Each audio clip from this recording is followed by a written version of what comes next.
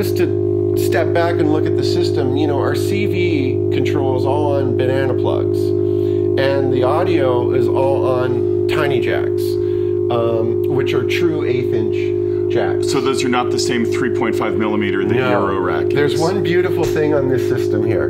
One beautiful thing, and this again points to Don Buchla's aesthetic. There is one input, okay, two outputs on this system, I'm sorry, that are 3.5 millimeter. The headphone outputs. And notice how the washers are different. So all these washers are large, denoting that they're true 1/8 inch outputs. Wow. But these are 3.5 millimeter. Now, of course, if you try to use your 1/8 inch outputs on a Eurorack module, you're gonna stretch out. You might mess up your connectors.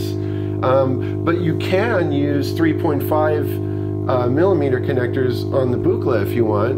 You just sometimes have to be a little careful. You might get a little crackle. You know, just a little crackle.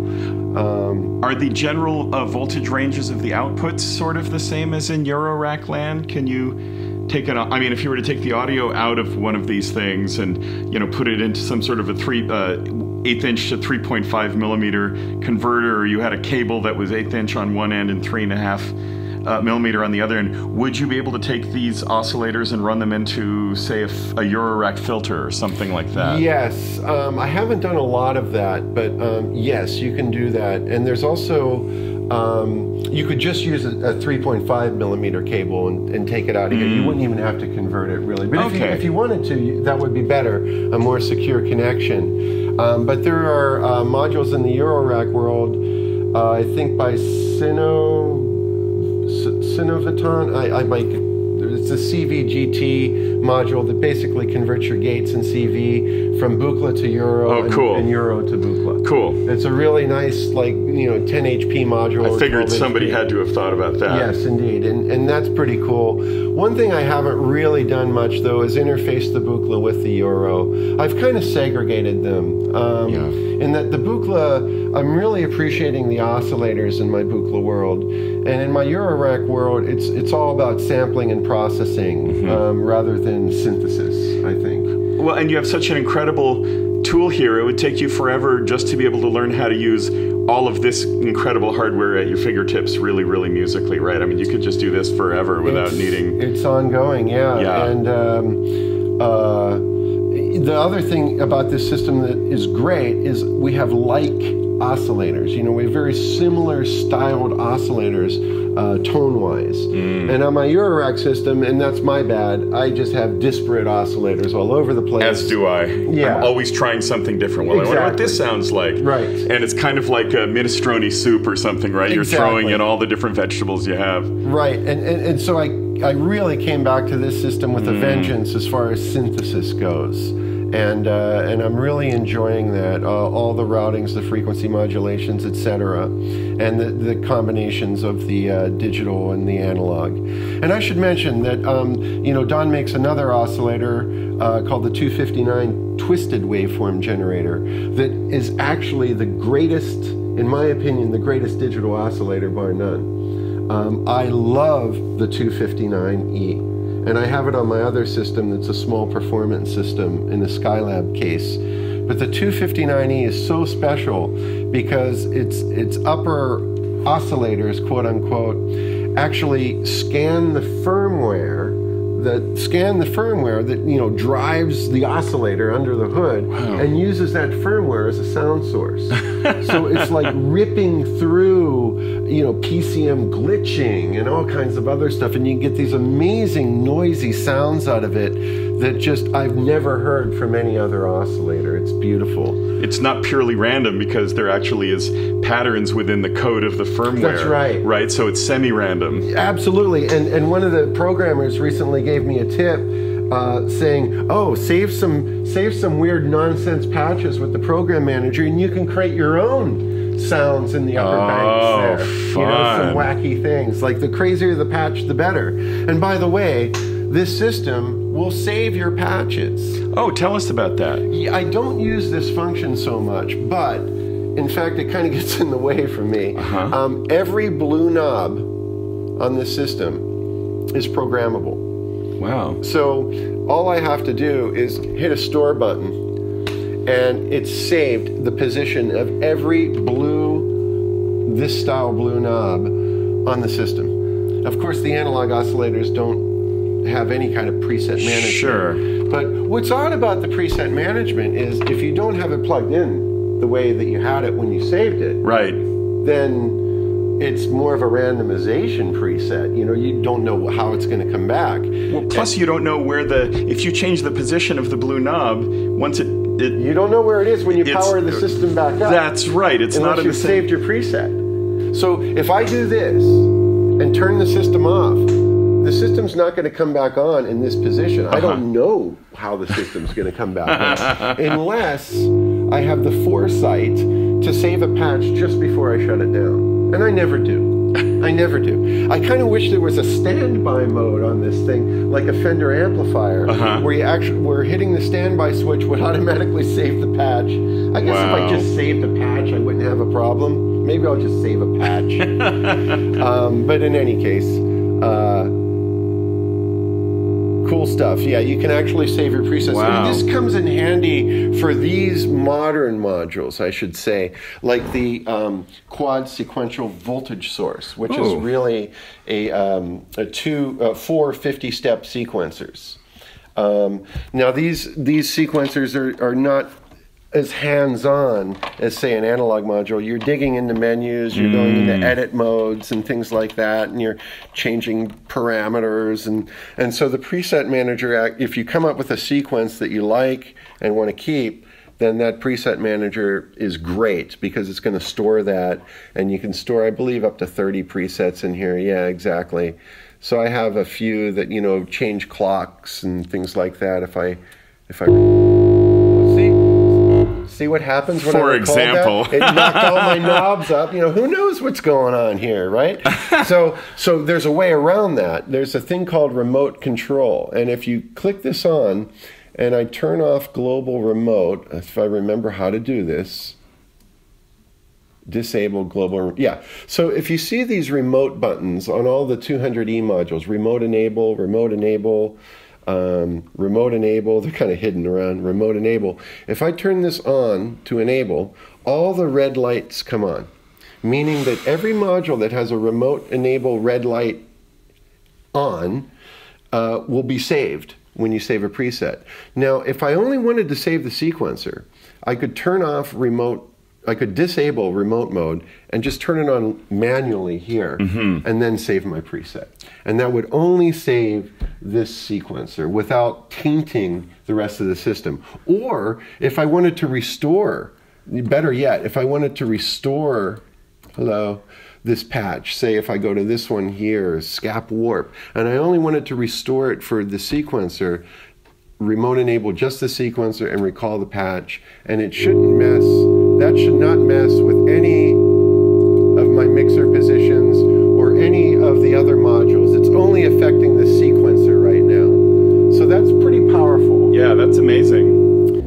So Tom, I have to ask you about this crazy looking module with these concentric ovular pots. What is this thing? This is the dual arbitrary function generator, and you can use it in many ways.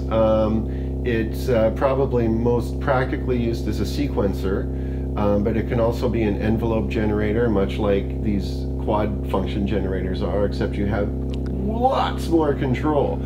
I complained about the speed not being slow enough with the 10-second attack and 10-second decay. Over here, you can have a 2.5 minute, envelope if you want, just by a 16-stage through this 16-stage sequencer, if you will. For example, it's very versatile as a sequencer.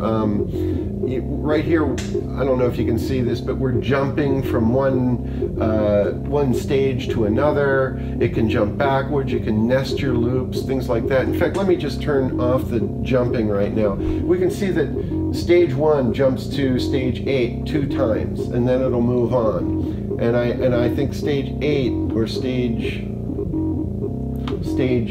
5 is jumping back to stage 2. Stage 1 2 times. So we've got a nested loop happening here. But if we turn these nests off, And if I back over to stage 1 and turn off that jumping, now it's just going to fly around here as it normally would. In fact, these inner knobs control timing. And if I get them all down to 0, we can see that the timing between every stage is even. But simply turning a knob will help you to play around with rhythms of that stage. So, you can get the stage duration to be longer, which is really nice. Now I have the entire range here from 0.1 to 0.1 volts, but you can change these ranges if you want on a per stage basis. So I could change this to a very slow range. Look how long it holds now here. It'll hold for a while. And you can do all of this in real time while you're performing. All of this in real time. Now programming this, there are a few menus and such. So the preset manager comes in very handy if you've come up with a complex sequence, because reprogramming that on the fly, you might not even remember what you did. But you can, again, bring that up through the preset manager. You could just dial it into this module rather than affect the entire system, or affect the entire system, or whatever you want to restore from this preset manager, you can via the remote enable feature, the red light that's on all of these 200e modules. So Tom, the sequencer, it outputs how many different CV outputs, and are they the same? Well, it has 2 CV outputs, so each one of these knobs is dual functional, which gets a little weird because you don't know where it's at. Like if I jump and program CV2, this knob that's set for CV1, who knows where it's at? You kind of lose track. But for complex things where, maybe reading the knob position on the fly isn't that crucial, you can do amazing things. You could have multiple sequences in here being spat out simultaneously. And also you can process external inputs. So you have 4 inputs here that you can affect the time, the voltage, or the state of any of these stages. And so, for example, I could say, let's make stage 11 be controlled by these random voltage sources on the source of uncertainty. And boom, stage 11 is always going to be kind of up in the air, whether it's a controlled random voltage source, quantized, stored, whatever. It will be constantly changing based on whatever that input is at the time that stage rolls around. Wow, that's astounding. It's very intense, This is a module that I barely even touched the surface on, and I look forward to digging in. This is one of those rainy day modules for sure. And it's kind of nice to know that the system has so much power that you can't even access it all. It takes a while to dig into all this stuff. So cool. You really get sidetracked by the beauty of all these other things. A lot of toys to play with at once. Absolutely. Okay, speaking of toys, you might have noticed these things. Yeah, these things that look like graphic equalizers. They're what amazing. Are they? They are equalizers. Essentially, they're 2 filters. Well, they're more than 2 filters. There's 16 stages of filters where you have 2 settings, an A and a B level. So, and they're all touch control. In fact, let's run some white noise through this. Oh my goodness. So if I take some white noise from the source of uncertainty, plug it into the odd input, which will normal to the even input, you can actually feed 2 things into these inputs and do vocoding if you want as well. Wow. Which is pretty amazing. But I'm just going to take the filter out right now, the white noise. So here's our white noise. And right now we're looking, I believe we're hearing filter A right now. Yes, so that is filter A, right? So you have all these bands, with resonance control if you want, and your gain on input. Every one of these bands can be modulated by a CV, and the bands themselves can send CV output. So you can use spectral information as a CV source. A lot of the times I'll take the frequencies that are being determined by this module out to the panners up here, and I'll do frequency-based panning, which is really cool. Like as you're changing the frequencies of the oscillators, the sound will zip around in a quadraphonic space. Let's talk about that for a moment. Yeah. I don't want to get away from these beautiful spectral items, but you mentioned something we haven't discussed before, and which you don't see very much in Eurorack, and that's quadraphonic. That's right. So can you speak to that? This thing is defaulted to be able to have quad outputs? Absolutely. It's incredible. There's a thing called Swirl, and you know, right there we can see that it's swirling around 4 speaker outputs here. We can't hear this because of the video, but you can see it, and that's the beautiful thing about this system. There's so much visual feedback that, you know, you can derive. You know, here's your panners as well, so you can get in here and send CVs, which I can do from the source of uncertainty. Send a couple CVs of random voltage and get this panner kind of working just with. So you can see that it's just kind of panning based on random voltages over here, and you can control the speed of that, and so you can get nice smooth output pans. What's really cool, like if I just pull this for a second, when you look at what's going on here without any CV source, this knob, it's hard to see, but this knob is your panner, so I can go from A speaker to B to stereo to the B side, so left, right, to and then this one brings in the other side. So if you turn this, now I'm going from C speaker to D speaker in kind of that same stereo way, where the panner in the center, you know, is center for the rear speakers. But what's really cool is, say we put this on a swirl, and we see that swirling, and you can control the speed of the swirl now with this knob. So we have a nice slow swirl going around the room, if we could hear that.